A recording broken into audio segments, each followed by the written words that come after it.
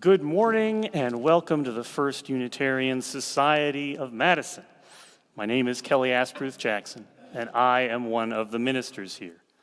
Today I'm joined by the worship team of Linda Warren and Daniel Carnes, and by our very special guest, Carol Wessler. The vision of FUS is growing souls, connecting with one another, and embodying our UU values in our lives, our community, and our world. If you are visiting us today, welcome. We are so very glad that you are with us. If you would like more information about First Unitarian Society, please stop by the welcome table located in the Commons. We hope that you'll be able to stay and join us for coffee hour immediately following today's service, also in the Commons. For those connecting with us virtually today, we are so glad that you are with us as well, and hope that you will take a moment to watch the announcement slides after today's service to learn about upcoming programs and events. Our great name tag project continues.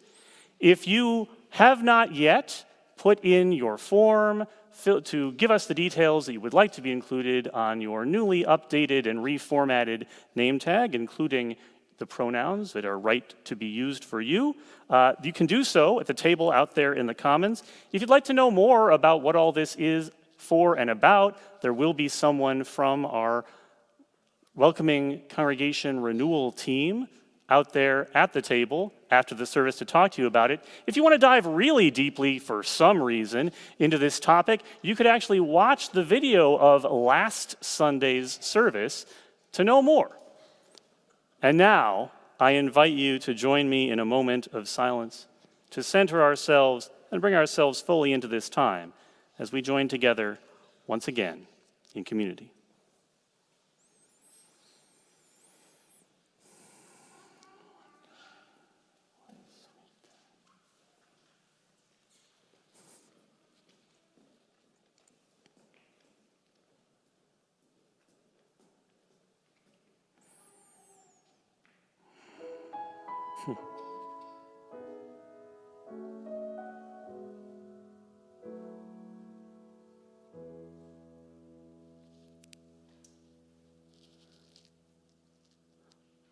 For our community gathered here, for the Spirit that called us together and drew us to this place, we give thanks this day. For moments we have shared with others, for times when we have reached out across barriers of distance and fear, for times when others have reached out to us, for moments when we have discovered another along our path, we give thanks this day. For this community of celebration and growth, introspection and solitude, and for those moments of that peace which passes all understanding, we give thanks this day. For our gathering together out of distant places, for our weaving together out of many separate selves, this hour of celebration and worship, we give thanks this day. And now I will invite you to rise in body and or spirit and to join me in the words of affirmation for the kindling of our chalice flame. This light we kindle is set in the lamp of our history. We inherit this free faith from the brave and gentle, fierce and outspoken hearts and minds that have come before us. Let us be worthy inheritors of this faith, and through our good works, pass it boldly to a new generation. And now, before we begin with our opening hymn, I invite you to turn to those around you and greet each other with signs of love and peace.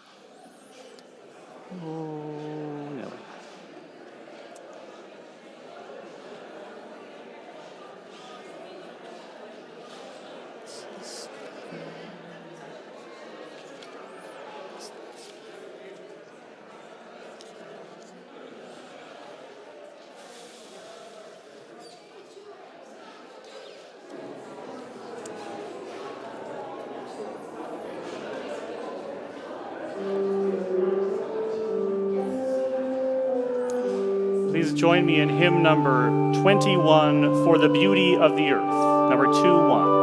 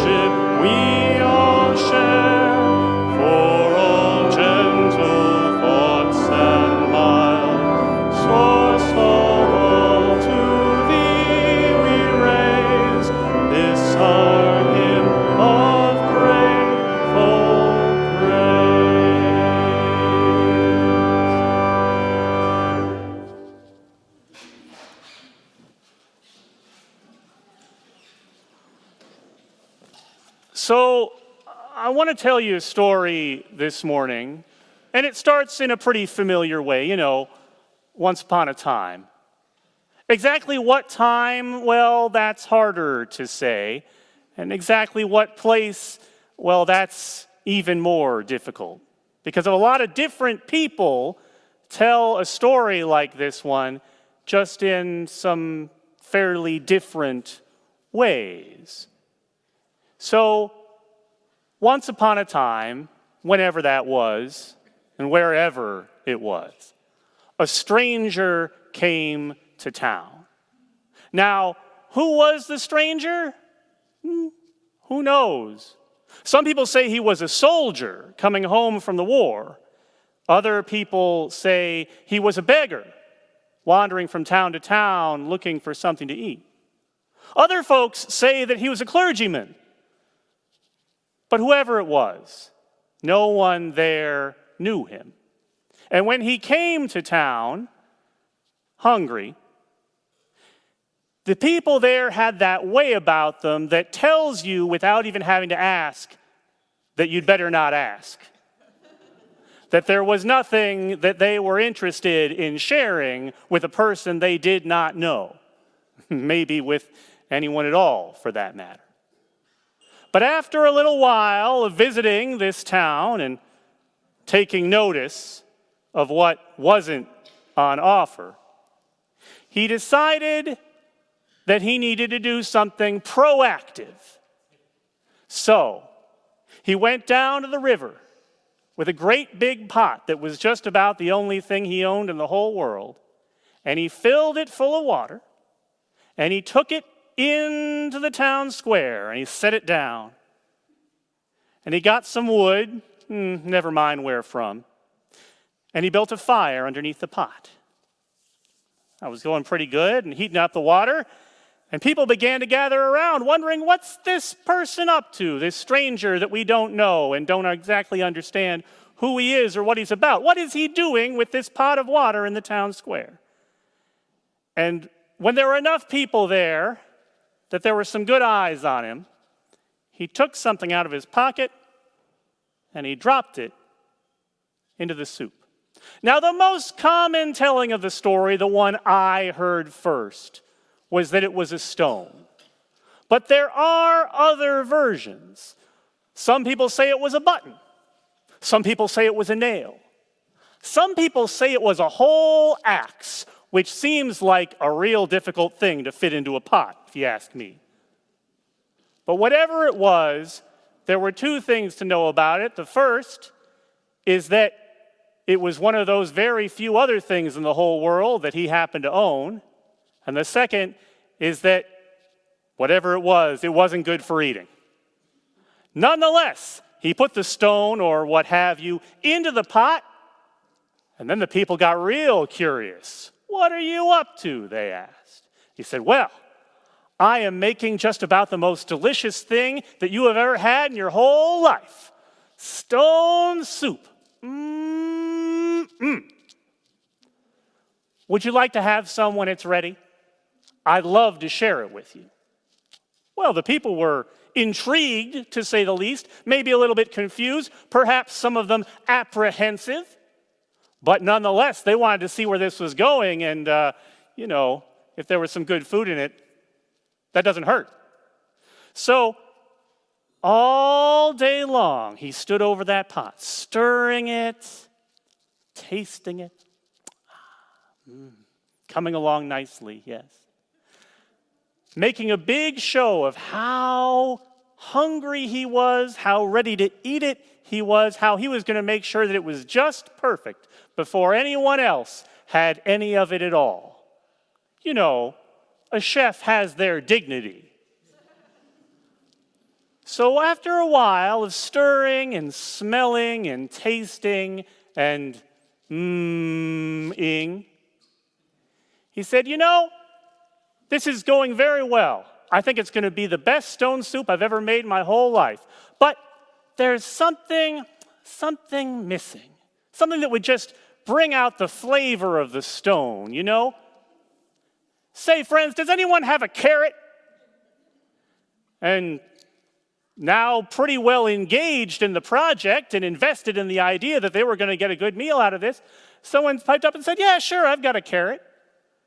And so he took the carrot, he put it in the soup, and went right back to stirring and smelling and tasting and ing. And this went on in the way that you probably already know, right? There were other things out there in the crowd, things that people could spare from their homes or from their person. Maybe someone had an onion tied to his belt, as was the style at the time. And so, bit by bit, piece by piece, vegetable by vegetable, more and more items were added into the soup. Because there was an onion, and a parsnip, and some arugula, and various and assorted other good things to eat that go really well in a soup. And over many hours of cooking and simmering and tasting, a most beautiful and delicious aroma filled the whole square, so that more and more people came. And eventually, just before sunset, the stranger pronounced that it was ready. And everyone came forward, and he served it out bowl after bowl after bowl. And wouldn't you know it, it was delicious. It was nourishing, it was warming. Everyone agreed that this was the best stone soup that they had ever had.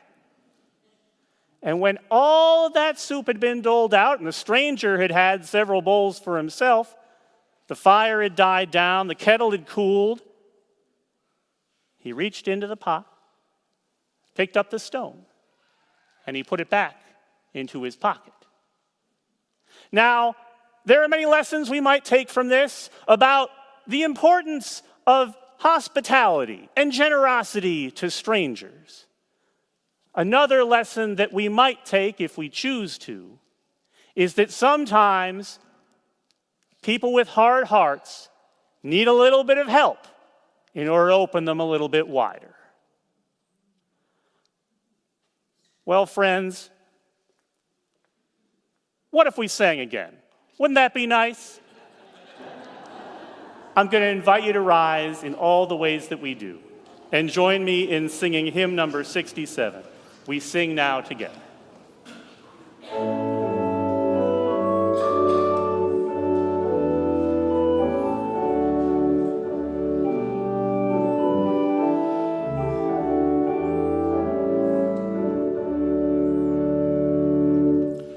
We sing now together our song of thanksgiving, rejoicing in goods which the ages have wrought, for life that enfolds us and helps and heals and holds us and leads beyond the goals which our forebears once sought. We sing of the freedoms which martyrs and heroes have won by their labor, their sorrow, their pain. The oppressed befriending, our ampler hopes defending. Their death becomes a triumph, they died not in vain. We sing of the prophets, the teachers, the dreamers, designers, creators, and workers and seers.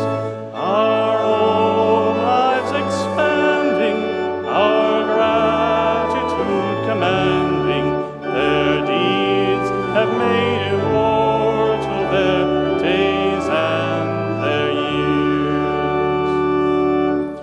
We sing of community now in the making, in every far continent, region, and land, with those of all races, all times and names and places. We pledge ourselves in covenant firmly to stand.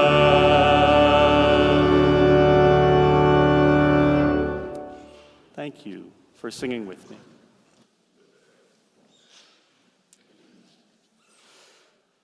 So, here we are in the echo of Thanksgiving. The evergreen is already up in the stores. The caroling has already started on the radio. The Christmas season has officially begun because the gods of commerce deem it so. Today seems to be conspiring with those gods quite successfully, I might add. But before we abandon the annual topic of generosity and gratitude entirely, I want to ask you to spend just a little more time with me resting in it. More specifically, to immerse ourselves in this too soon fading theme through the medium of poetry. So I have chosen for us several pieces to consider. The first of which is by the first and current state poet laureate of Arizona, Alberto Rios. These are his words: "When giving is all we have. One river gives its journey to the next. We give because someone gave to us. We give because nobody gave to us. We give because giving has changed us. We give because giving could have changed us. We have been better for it. We have been wounded by it. Giving has many faces. It is quiet and loud, big, though small, diamond in wood nails. Its story is old, the plot worn, and pages too, but we read this book anyway, over and again. Giving is, first and every time, hand to hand, mine to yours, yours to mine. You gave me blue, and I gave you yellow. Together we are simple green. You gave me what you did not have, and I gave you what I had to give. Together we made something greater from the difference. The sharing between two people or more of those things which are ours to give inevitably makes something new, something greater for the difference, as Rios says. Like the blending of blue and yellow into green, and that opening couplet, that epigraph, one river gives its journey to the next. Perhaps it caught your ear as it caught mine. I have more to tell you about it than I might otherwise because of the gift of a question from Amal Khan, a ninth grader from Wisconsin, who wrote to the poet and asked him about it and got an answer back. It turns out that it was a sort of a joke, though a serious one. Rios means rivers in Spanish. So the poet was thinking about actual streams of running water, yes, but also about his father and his son, about the passing of stories from generation to generation, like water rushing from the highlands to the low, branching and flowing ever on. As Alberto wrote to Amal, it has always felt so simple and right, passing on what you have to someone who might need it. The wonder of the natural world offers us so much to marvel at, to be grateful for, and to draw out meaning from. The current poet laureate of the United States, Ada Limon, gestures at this in her reflection on watching night footage from a wildlife camera. This is the mountain lion. I watched the video clip over and over. Night vision cameras flickering her eyes in unholy green. The way she looked, the 6-foot fence up and down like it was nothing but a speed bump, then cleared the man-made border in one impressive leap.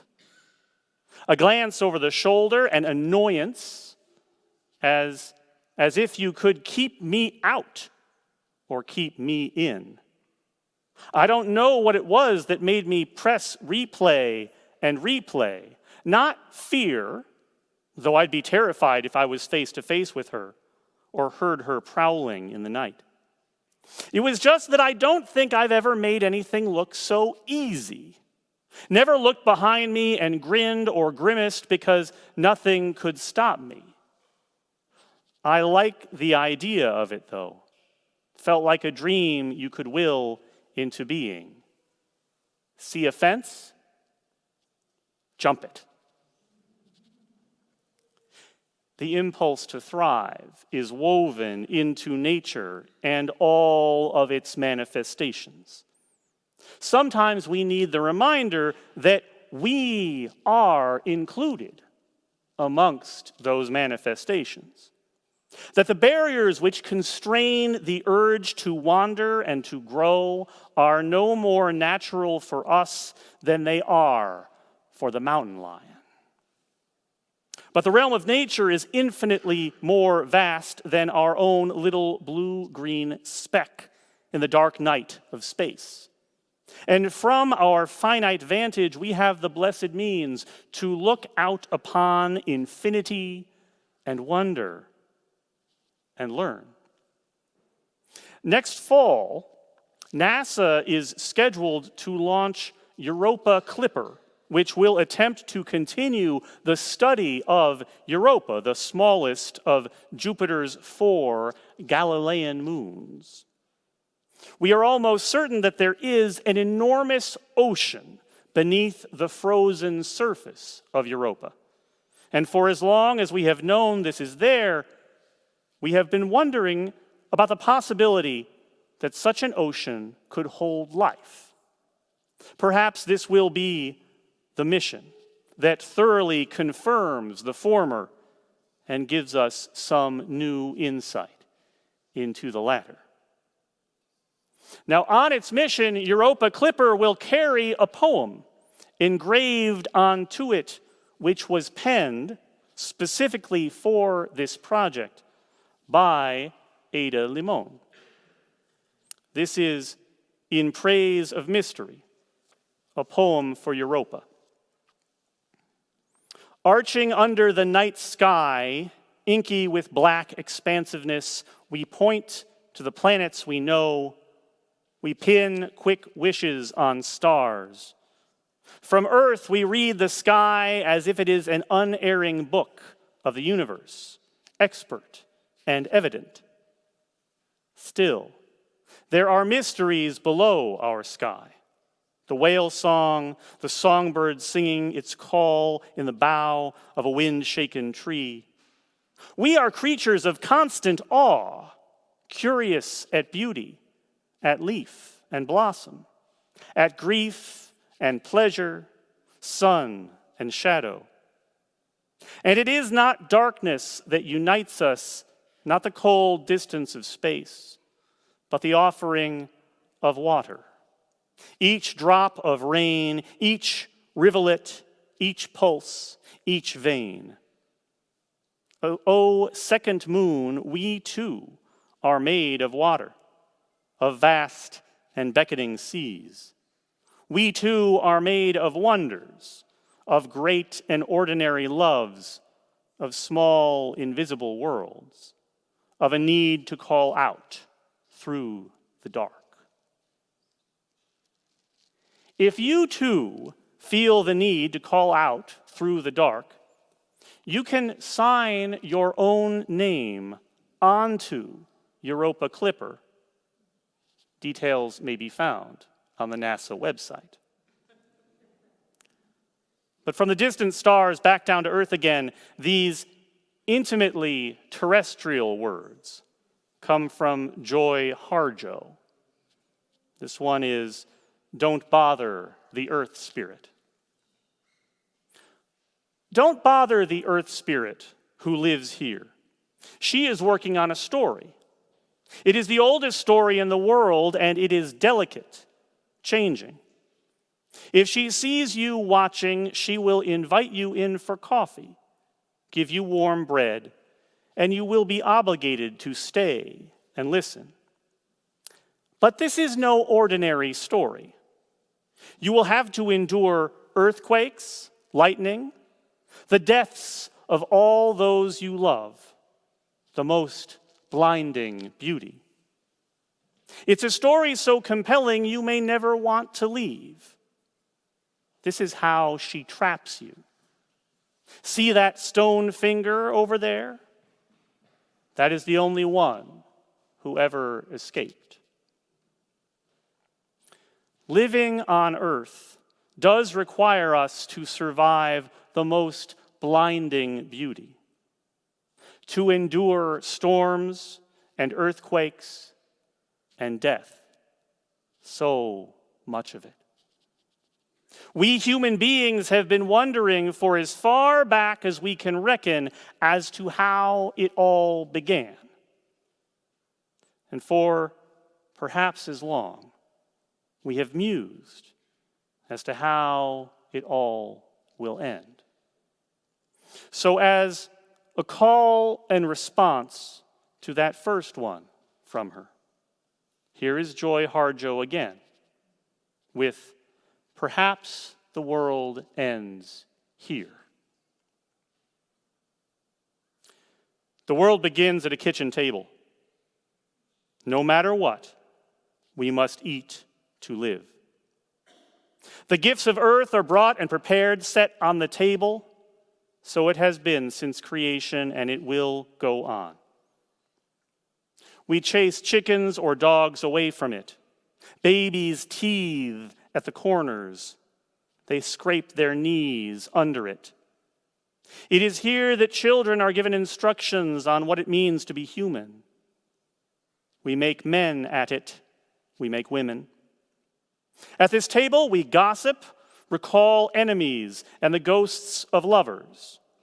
Our dreams drink coffee with us as they put their arms around our children. They laugh with us at our poor, falling down selves, and as we put ourselves back together once again at the table. This table has been a house in the rain, an umbrella in the sun. Wars have begun and ended at this table. It is a place to hide in the shadow of terror, a place to celebrate the terrible victory.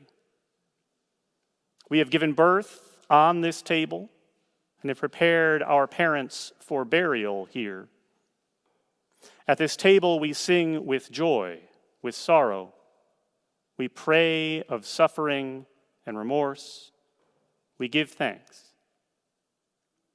Perhaps the world will end at the kitchen table while we are laughing and crying, eating of the last sweet bite.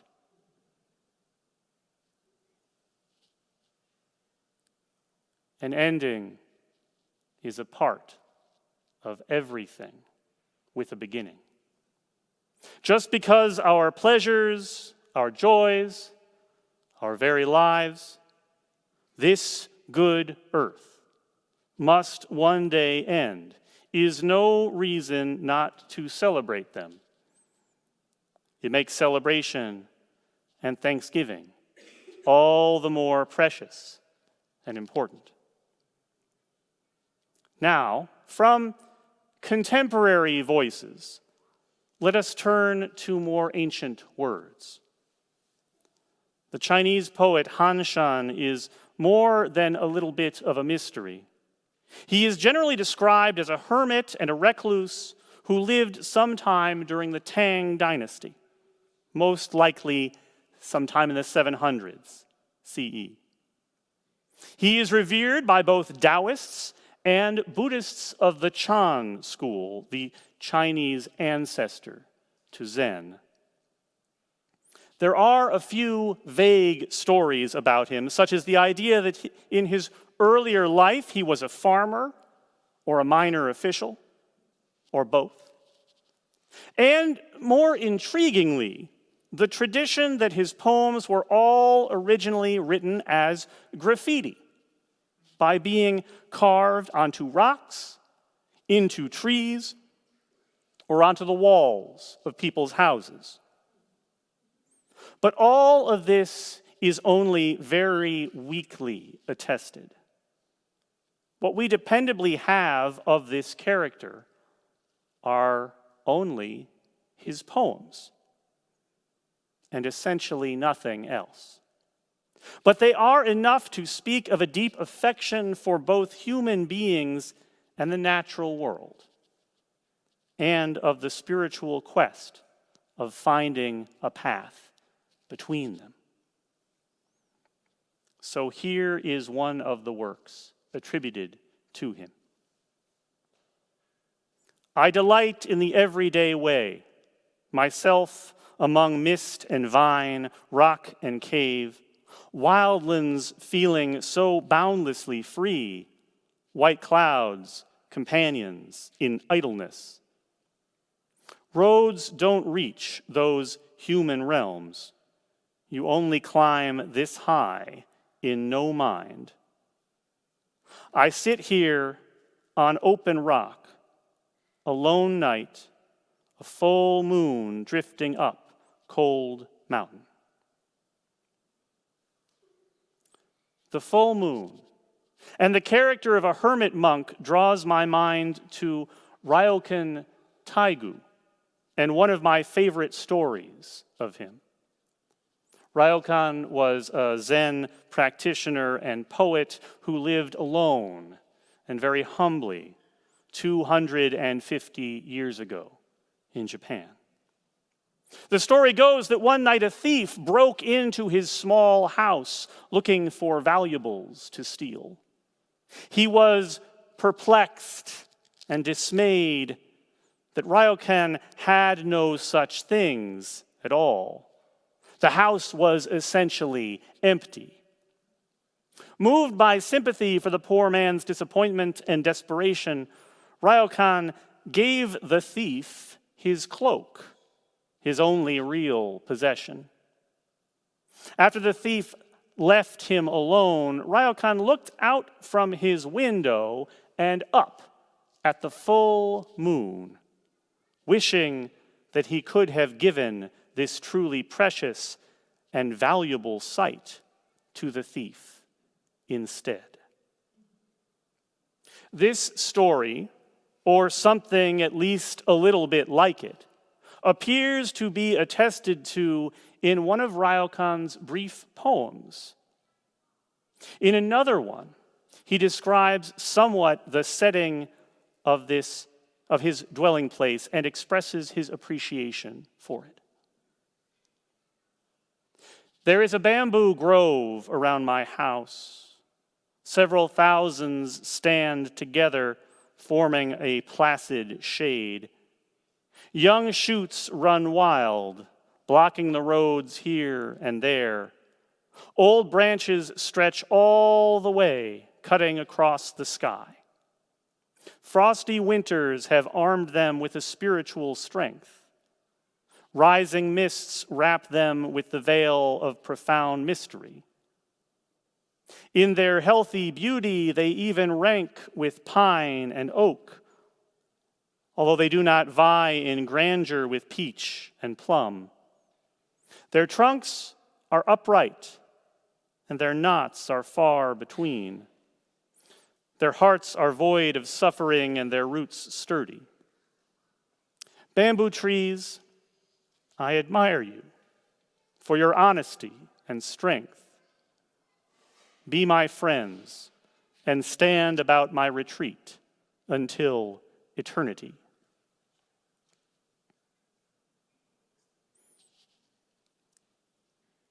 One ocean and one continent, and a little less than 2 centuries away, the tangentially Unitarian poet E. E. Cummings celebrated nature as a divine manifestation in more exuberant terms.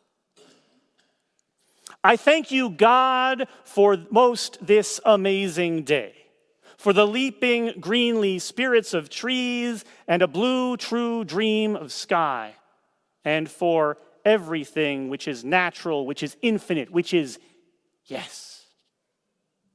I who have died am alive again today, and this is the sun's birthday. This is the birthday of life and of love and wings, and of the gay, great, happening, illimitably earth. How should tasting, touching, hearing, seeing, breathing, any lifted from the no of all nothing, human, merely being, doubt unimaginable you? Now the ears of my ears awake, and now the eyes of my eyes are opened. But to conclude our poetic meditation on the natural world and its lessons for us, most especially about gratitude and generosity, I turn, perhaps unsurprisingly, to that foremost Unitarian poet, Walt Whitman, and to two fragments from his Song of Myself. In the first, he blazes with wonderment and awe at the universe, in microcosm as much as macrocosm. I believe a leaf of grass is no less than the journey work of the stars, and the pismire is equally perfect, and a grain of sand, and the egg of the wren, and the tree toad is a chef d'oeuvre for the highest, and the running blackberry would adorn the parlors of heaven, and the narrowest hinge in my hand puts to scorn all machinery, and the cow crunching with depressed head surpasses any statue, and a mouse is miracle enough to stagger sextillions of infidels. But it is his more focused observation and lesson-taking from the animal realm that I will leave you to think about, what you might agree with and what you might not. I think I could turn and live with animals. They are so placid and self-contained. I stand and look at them long and long. They do not sweat and whine about their condition. They do not lie awake in the dark and weep for their sins. They do not make me sick discussing their duty to God. Not one is dissatisfied. Not one is demented with the mania of owning things. Not one yields to another, nor to his kind that lived thousands of years ago. Not one is respectable or unhappy over the whole earth.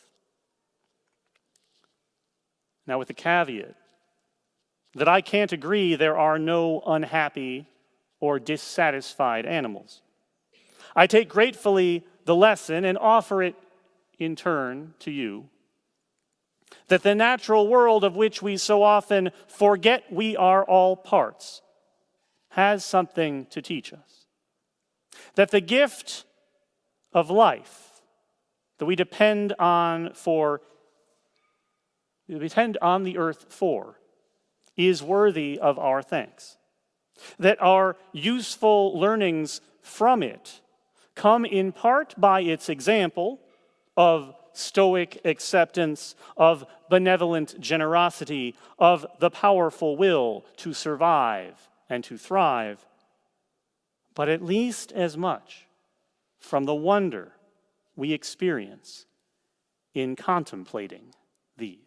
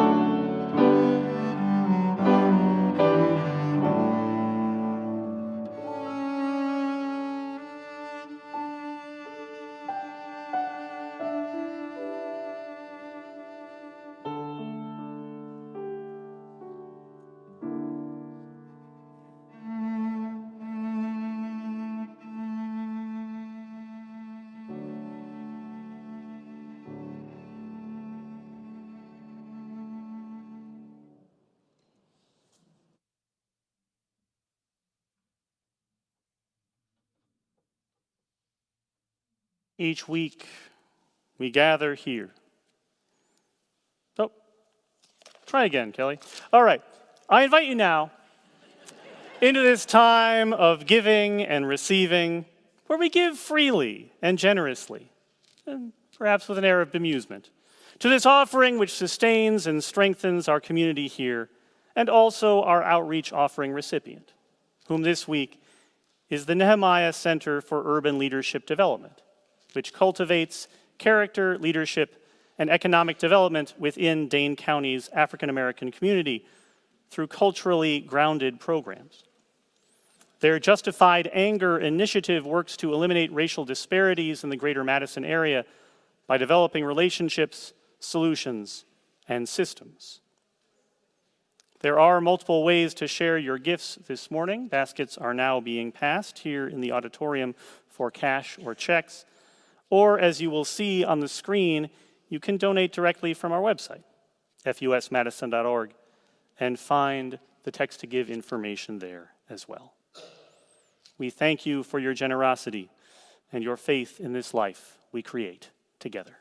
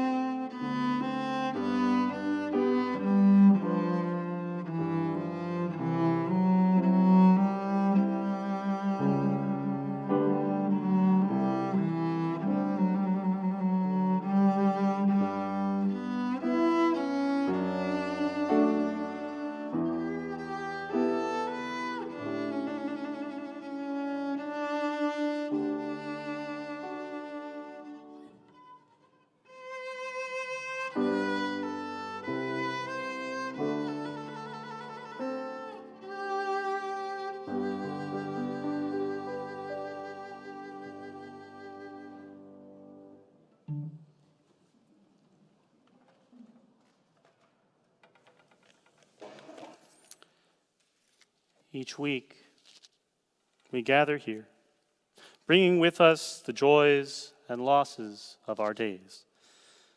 We share these thoughts and feelings here, knowing that they are held in love.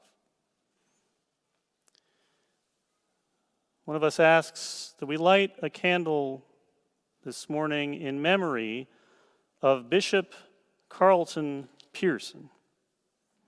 Some background if you don't know that name.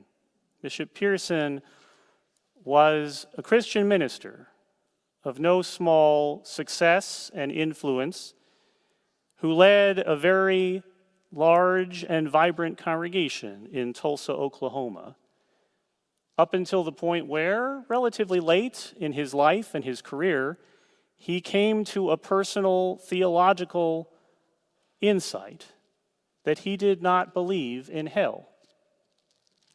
This caused no small amount of trouble for him within the movement of which he was then an influential part. He lost a great deal of power and influence over it. Nonetheless, he remained true to preaching his heart and the truth according to his own understanding. And he spent the remainder of his life offering that message to whoever would hear it. That makes him, on the only technical ground that matters, in my opinion, a universalist, and therefore one of our heretical company. A righteous remnant of his former congregation in Tulsa went on to join en masse with the Unitarian Universalist congregation in that town, which is now, swelled by their number in part, the largest Unitarian Universalist congregation in North America that has a physical location. Bishop Pearson passed from life 1 week ago. May his memory be for a blessing. And we light one more candle to acknowledge all of those thoughts, feelings, hopes, and fears which remain unspoken in the silent sanctuaries of our hearts. And I invite you now to join me in the spirit of meditation and of prayer with these words from Paul LaRue. We give thanks for this day, for these people, and all the people who have enriched our lives. We give thanks for the gift of life with all of its pain and its joy, its struggles and its triumphs. We give thanks for love, which created us, which revivifies us and links us to others in struggle and in joy. We give thanks for eyes to see and ears to hear, the ability to feel and the imagination to see beyond the obvious. We give thanks for the spirit of creativity that inspires and encourages, that brings novelty in the midst of familiarity and risk in the midst of comfort, that surprises in the midst of the commonplace. We give thanks by giving to others in return for all that we have received. We give thanks in the depths of our souls as we enter this time of silent contemplation.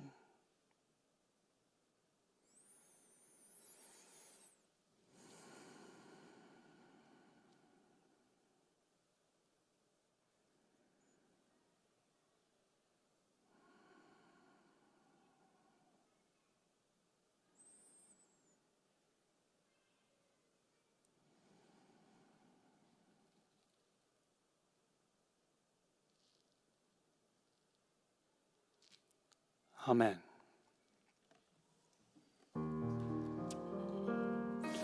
There is a love holding us. There is love holding all that we love. There is a love holding all we rest in this love.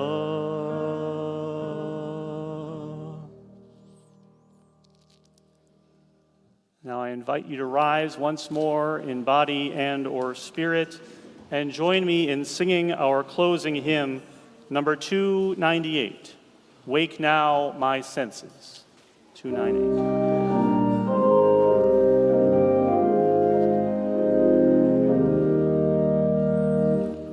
Wake now my senses and hear the earth call. Feel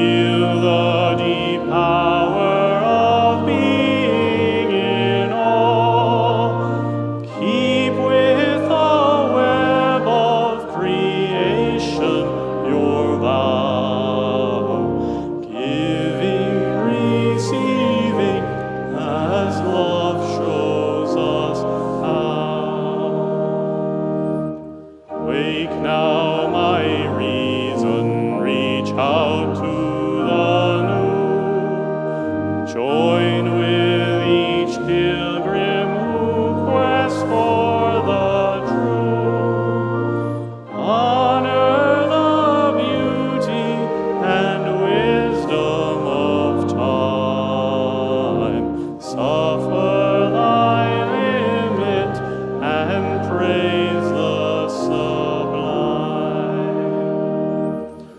Wake now, compassion, give heed to the cry. Voices of suffering fill the wide sky. Take as your neighbor both stranger and friend, praying and striving their hardship to end. Wake now, my conscience, with justice thy guide. Join with all people whose rights are denied. Take not for granted a privileged place. God's love embraces the whole human race. Wake now, my vision of ministry clear. Brighten my pathway with radiance here. Mingle my calling with all who will share. Earth-born a planet transformed by our care.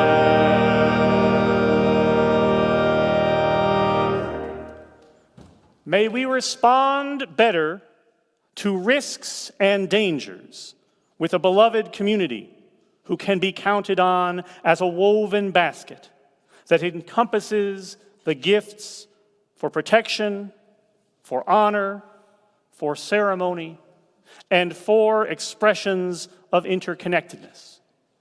May we prevail in our intentions to make a gift of the world to the next generations of beings living and non-living that help it all come together for good. Blessed be. Go in peace, and please be at rest for the postlude.